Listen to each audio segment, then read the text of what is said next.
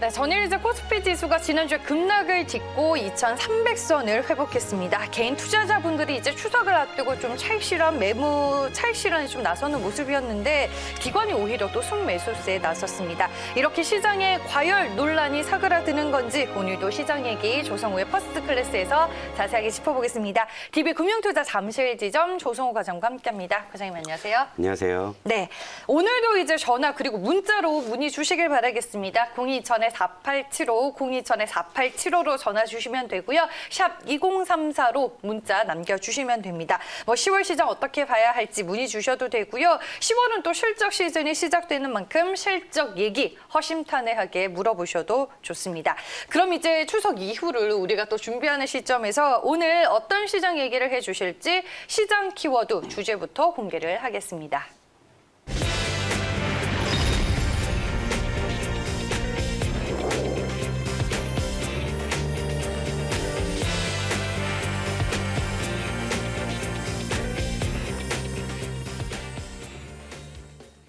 네, 지금 코스피 위치는 이라고 키워드를 꼽아주셨습니다. 그래도 추석 연휴를 앞두고 시장의 변동성이 많이 크지는 않아서 조금 안심은 되는데 네.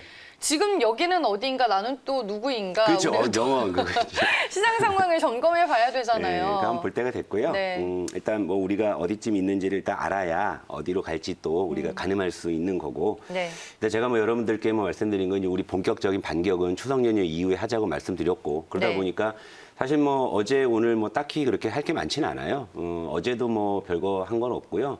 오늘은 더더욱 격렬하게 안 할 생각이긴 한데 그래도 이제 시장이 정확히 어느 위치에 있는지를 정확히 알아야 또 우리가 추석 연휴 이후에 무엇을 봐야 되고 어떻게 해야 되는지 가늠할 수 있겠죠. 자, 일단 우리 시장의 현주소를 한번 쭉 편하게 한번 좀 보시도록 하죠. 일단 코스피 차트부터 가시죠.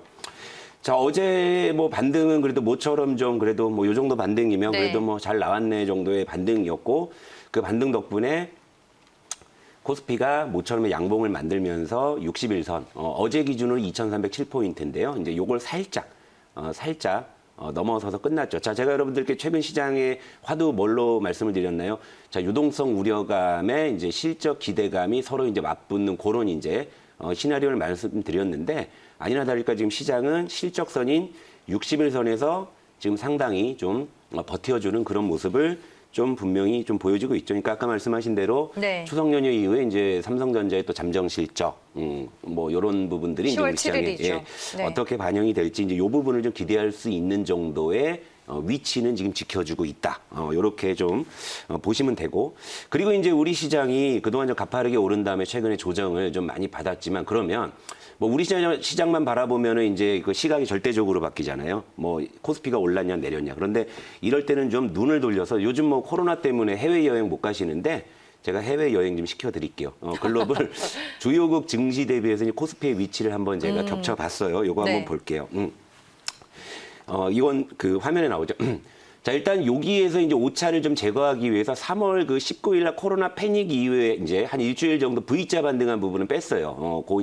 그걸 좀 제거해야지만 이제 비교가 조금 더 의미가 있을 것 같아서요. 그래서 맨 위에 보시게 되면 미국 나스닥입니다. 파란색으로 표시돼 있고 그다음에 이제 굵은 빨간색이 이제 우리 코스피예요. 그리고 밑으로 보시면 이제 중국 상해종합, 일본 니케이, 독일 닥스. 자, 주요국 다 지금 우리 여행을 하고 있죠. 그러면 우리 코스피의 지난 6개월 동안 상승률이 이 글로벌 주요 5개국 중에서 이제 2위입니다. 2위. 상승률은 약 29%가 나왔고요. 물론 이제 나스닥이 같은 기간에 38% 정도 상승을 했기 때문에 나스닥 대비해서는 상승폭이 적긴 하지만 우리보다 상승률이 낮은 증시들 상해, 니케이, 닥스 이런 주요 선진국의 증시 상승률이 적어도 우리보다 5%에서 10% 정도는 낮았다라는 거죠. 그러니까 이걸 딱 보면은 코로나 이후에 우리 증시가 코스피가 글로벌 주요국 대비해서 덜 오른 시장은 일단 아니라는 거. 그러니까 더 오른 시장이면 더 오른 시장이었지. 네. 일단 덜 오른 시장은 아니었다. 그러면 글로벌 주요국 대비해서 이렇게 더 오른 이유는 무엇일까? 이제 조금 고상하게 갖다 붙이자면은 이제 코로나 때문에 GDP가 다 망가지고 있는데 우리나라가 그래도 OECD 주요국 중에서 성장률이 마이너스이긴 하지만 이제 2위에 랭크돼 있고 1위가 중국이잖아요. 그러니까 그게 영향이 있는 것이 아닌가 이렇게 생각할 수도 있습니다만 그렇다면 중국 증시는 설명이 안 되잖아요. 우리보다 상승률이 더 낮으니까. 네. 그러니까 요건 좀 아닌데 그럼 왜 올랐을까? 그러니까 생각해보면 결국에는 동학개미 운동이 개인 투자자분들의 그렇죠. 힘. 예, 너무 네. 그것이 결정적이었다. 정말 이건 뭐 대단한 개인들의 질주였다 이거였죠. 그러면 이제 여기서 우리가 알아야 될 건 뭐죠? 자, 앞으로도 동학개미들의 이 질주가 계속될 것인가? 이제 이걸 우리가 한번 따져봐야 될 거 아니겠습니까? 그럼 자, 표가 딱 나오네요. 자, 고객 예탁금 추이. 그러니까 여러분들이 흔히 알고 계시는 그 증시 주변 자금의 추이입니다. 자, 최근에 보시게 되면 확실히 좀 뭔가 줄어든 느낌이 확실히 들고요.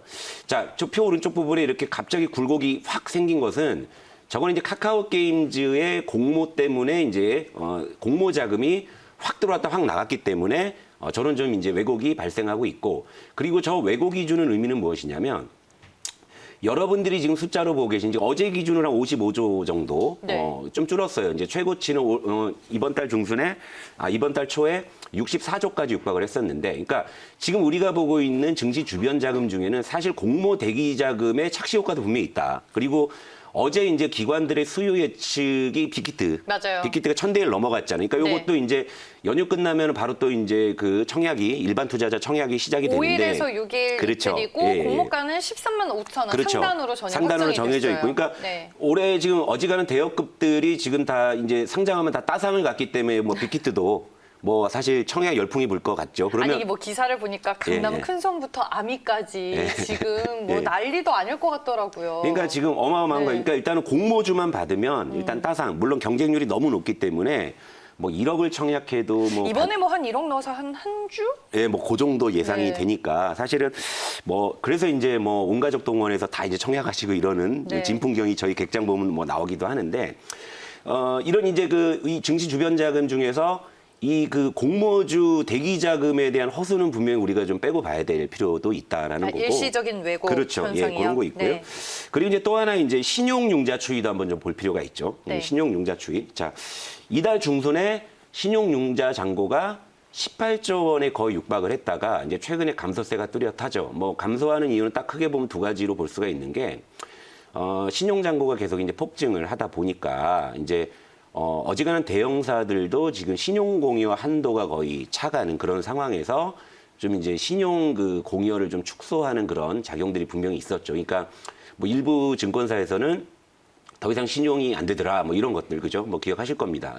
그게 뭐 의도적으로 그런 게 아니라 뭐 개인 투자자들이 이제 더 이상 뭐 신용을 못 쓰게 일부러 막는 것이 아니라 사실 신용 공여 한도는 그 각 증권사의 순자본 비율, 그래서 이제 NCR이라고 하거든요. 그러니까 그거 연동되는 거예요. 그래서 그런 이제 공여 한도가 이미 이제 그 순자산 자본 비율에 정해져 있기 때문에 그 한도가 이제 어느 정도 소진이 되었다라는 그런 측면들이 있었고 여기에 이제 공교롭게도 최근 한 1, 2주 정도 시장이 이제 급격하게 흔들리면서 사실 이제 최고점에 이제 신용을 사용하신 분들은 최근 급락에 사실 담보 부족이 분명히 또 발생을 했었거든요. 그러니까 여기에 따른 어떤 그 뭐 담보 부족이나 이제 반대 매매, 그러니까 내 의지로 주식을 파는 게 아니라 담보가 부족하기 때문에 어쩔 수 없이 팔아야 되는 이런 상황들이 최근에 있었거든요. 그래서 한 2주 정도 이제 신용융자 잔고가 1조 원 정도가 이제 감소를 했죠. 그러니까 요건 객관적인 데이터입니다. 요거 이제 금융투자협회 홈페이지 가시면 저 자료 여러분들도 다 열람하실 수 있으세요. 그러니까 네. 저 자료를 토대로 그럼 앞으로 동학개미의 운동이 다시 한번 거세게 일어날지 말지에 대해서는 여러분들이 제가 보여드린 저 팩트, 저 자료를 보면서 아마 떠올리시면 좀 답을 찾으실 수 있지 않을까 이렇게 생각을 하고 그러면 동학개미의 동력이 일단 과거만큼은 아니라는 것은 최근에 증시 주변 자금이나 네. 신용융자 추이를 봤을 때 우리 확인할 수 있죠. 그러면 동학개미의 동력이 약화된다면 결국 우리 시장은 누구 손에 의해서 좌지우지 될까요? 네, 결국엔 뭐 외국인 아닐까요? 그렇죠. 네. 그렇게 갈 수밖에 없는 거고요. 그러니까 이번 동학개미 운동은 정말 이거 역사에 회자될 정도로 아주 기록적인 정말 그런 사건이었지만 여기서 이제 우리 시장이 조금 더 레벨업이 되려면 이제 그보다 더 크고 조직적인 유동성이 우리 시장에 분명히 필요하고 그리고 그 열쇠를 쥐고 있는 수급 주체는 역시 외국인이다. 그러니까 이렇게 볼 수 있는 거죠. 그러면 일단 원달러 환율 차트를 한번 볼게요. 그러니까 결국엔 제가 최근에 환율을 많이 말씀드리는 게 바로 이제 그 시나리오인데 자, 잘 환율이 이제 급전직하로 떨어지다가 다시 치솟았잖아요. 그래서 어제 이제 시장이 올랐는데도 제가 좀 반등에 어떤 신뢰도를 많이 주기 어려운 게 일단 어제 그 코스피의 상승은 외국인의 좀 선물 매수에 영향을 많이 받은 웹도독의 어떤 현상이 좀 강했고 그마저도 장 막판에는 매수했던 선물을 다 매도로 청산하는 그런 모습이었고 현물 매도 그러니까 현물도 장중에 이제 좀 사주다가 장 막판에 매도로 전환한 그러니까 신뢰도가 높지 않아. 그러다 보니까 이제 환율도 어제는 역 내에서도 1원이 올라서 1173원에 끝났어요. 그런데 간밤에 뉴욕 증시에서 뉴욕 증시가 상승을 하는데 원달러 환율이 여기에서 다시 1170원 밑으로 1169원대로 내려왔어요. 네. 자, 요 논리를 말씀드릴게요. 지금 미국 증시도 지금 뭐 추가로 돈을 뭐 왜 안 풀어주냐 뭐 이제 이런 걸로 한동안 유동성의 우려가 있었고 그게 우리 시장에 반영이 됐었고 근데 어제 뉴욕 증시의 상승 요인은 민주당에서 신규 부양책을 내겠다.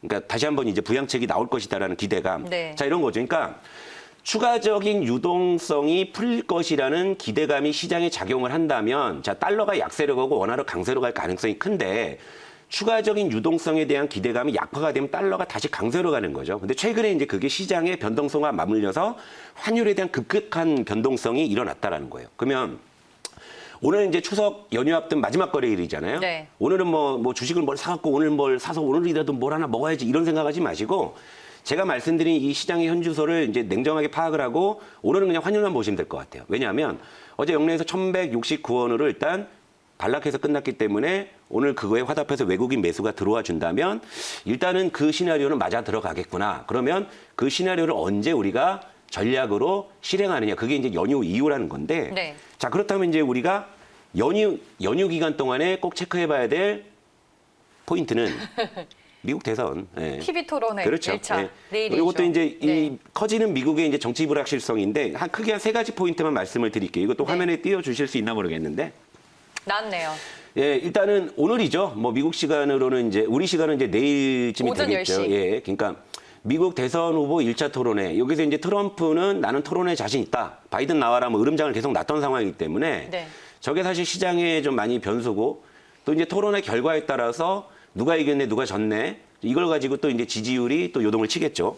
자, 일단 미국 대선은 박빙으로 갈수록 시장의 변동성 커질 수 있다. 이제 이 부분을 여러분들께서 머리에 꼭 상기해 두시고요. 그리고 이제 민주당의 새 부양책 법안 이제 구체화됐죠. 2조 4천억 달러 규모 이런 건데 자, 요거 이렇게 보시면 돼요. 우리나라도 금리는 한국은행에서 결정을 하지만 추경은 국회에서 결정하잖아요. 자, 미국도 통화 정책은 연준에서 결정을 하지만 부양책은 의회에서 결정을 합니다. 자, 그러니까 요 부분이에요. 근데 이게 미국 대선과 맞물려 가지고 저 부양책도 사실 공화당하고 민주당하고 간극이 좀 있는 상황이에요. 그러니까 그렇죠. 네. 부양책을 추진했다라는 소식에 뉴욕 증시가 오른 거지 저게 합의된다는 보장은 없는 그러니까 것이고. 저게 이제 미국 대선 전까지는 좀 또 그렇죠. 합의될 가능성이 낮다라는 의견들이 상당히 그렇죠. 많더라고요. 그러니까 지금은 이제 미국에서 일어나는 모든 일들은 다 정쟁화될 가능성이 큰 거예요. 뭐든지 다 정치 논리로 부딪힐 수가 있기 때문에 물론 어젯밤에 뉴욕 증시는 새 부양책에 대한 기대감으로 새로운 유동성에 대한 기대감으로 오른 것은 맞지만 저 부양책 법안이 통과될 것이라고는 낙관하기는 좀 어렵다. 그러니까 이제 이것도 우리가 좀 눈여겨봐야 될 부분이고요. 그리고 이제 트럼프 이 양반이 이제 결국엔 대선 전에 대법관을 지명을 강행해버렸죠. 이 부분. 네. 이 부분과 이제 곁들여져 가지고 이제 있을 1차 토론회 이후에 미국의 정치 불확실성은 또 심하게 요동칠 가능성이 있고 그리고 우리는 이 결과를 추석 연휴 끝난 월요일에 한꺼번에 반영을 해야 되기 때문에. 맞아요. 이게 네. 윗방향이면 좋은데. 그래서 예. 이런 변수들이 남아있기 때문에 결국에는 우리가 고민을 했었던 거잖아요. 그렇죠. 예. 이게 어느 정도 좀 팔아놔야 예. 편안할지. 그렇죠. 그러니까 어제도 말씀드렸지만 네. 어제 다행히 좀 많이 좀 반등했고 오늘도 추가로 반등 나와서 그러니까 살짝 손해 보고 있는데 올라오는 것들은 정리해 놓으시면 편하잖아요. 그렇죠. 네. 꽉 물린 건 솔직히 어쩔 수 없다 치지만 뭐 그거야 뭐 당장에 해결할 수 있는 게 아니니까. 근데 네. 좀 이제 살짝 물려 있는 것들이 돌아오는 것도 아유 살아 돌아왔구나 아유 반갑네 하고 그냥 그런 거 이제 덜어 놓으시고 그리고 나서 최대한 현금을 많이 확보를 해 놓으시고 자 코스피 차트 한번 다시 한번 보면서 말씀드리기 시간이 네. 좀 있어서 제가 그냥 여러분들께 자, 속편하게 그냥 2150까지 그냥 열어놓자고 말씀을 제가 드렸잖아요. 맞아요. 어제 그러셨죠. 근데 물론 여기까지 오길 바라는 건 아니에요, 솔직히. 뭐 정말 2,150까지 떨어지면은 여기서 150포인트 코스피가 6%가 더 빠져야 되는데 그 과정이 또 얼마나 괴로울까요? 그런데 그냥 속편하게 열어놓자. 이것은 뭐냐면 현금을 충분히 갖고 있는 사람들은 여기서 확 담을 수도 있는 기회를 줄 수도 있다라는 거죠. 근데 지금 미국의 정치 불확실성이라는 이 이슈가 실제로 시장에 또 한 번의 큰 변동성을 줄 수 있고 그리고 그것이 한 번 더 시장을 흔들었을 때는 저가의 주식을 담을 기회가 될 수 있다라는 것이고요. 그리고 자, 두 후보 모두가 시장 망가뜨려가면서 선거에서 이길 생각하는 사람 아무도 없단 말이에요. 그죠? 이런 논리를 생각해 본다면 일단 지금 구간에서 반등하는 것도 좋겠죠. 그렇죠? 그렇지만 혹시 모를 변동성에 대비해서 현금을 좀 확보하시고 실제 그런 변동성이 나온다 그러면 아니 너무 진부한 표현이긴 한데 돌다리도 두들겨 보고 건너자 이 말씀이신 근데 거잖아요. 지금 솔직히 이게 돌다리는 아니잖아요, 지금. 그죠? 돌다리가 아니니까 그런 거지. 아, 돌다리는 왜 두들겨 그냥 건너지. 그죠? 돌다리가 아니니까 이제 혹시 모르니까 이제 밑으로 좀 열어놓고 이제 좀 맘 편히 좀 현금 만들어 놓자 이런 개념이니까. 네. 자, 여러분, 그러니까 시장의 현주소를 제가 자 말씀드렸지 않습니까? 그러니까 요걸 토대로 오늘은 그냥 환율하고 외국인 동향 정도 보시고 물린 주식이 좀 살아 돌아오는 게 있으면 좀 줄여놓으시고 그리고 연휴 이후에 아까 말씀드린 미국의 정치 불확실성이 한꺼번에 확 반영이 됐을 때 그때 우리가 뭘 해야 될지 이제 그걸 결정하자 이렇게 말씀드릴게요. 네. 알겠습니다. 어제 이어서 오늘도 이제 추석 연휴 이후로 시장 전략을 어떻게 짜면 좀 도움이 될지 팁을 얻어봤고요. 오늘 이제 전화와 그리고 상담 문자를 통해서 접수가 된 상담 내용은 어떤 것들이 있는지 한번 쭉 정리를 해보겠습니다. 네, 문자와 전화 많이 주셨는데요. 뭐 문자로 경인여행 종목 상담 요청하셨고요. 고객 예탁금에 대한 질문도 있었습니다. 그리고 환율과 관련된 문의 남겨주셨네요. 전화로 두산 퓨얼셀 그리고 끝번호 2145님이 효성 OMB 상담을 또 부탁드렸습니다. 저희가 방송이 끝나면 또 오늘 연락 주신 분들 저희가 추후에 코멘트를 드리도록 하겠습니다. 조성의 퍼스트 클래스 오늘 여기까지고요. 지금까지 DB 금융투자 잠실지점 조성호 과장이었습니다. 과장님도 추석 연휴 잘 보내세요. 예.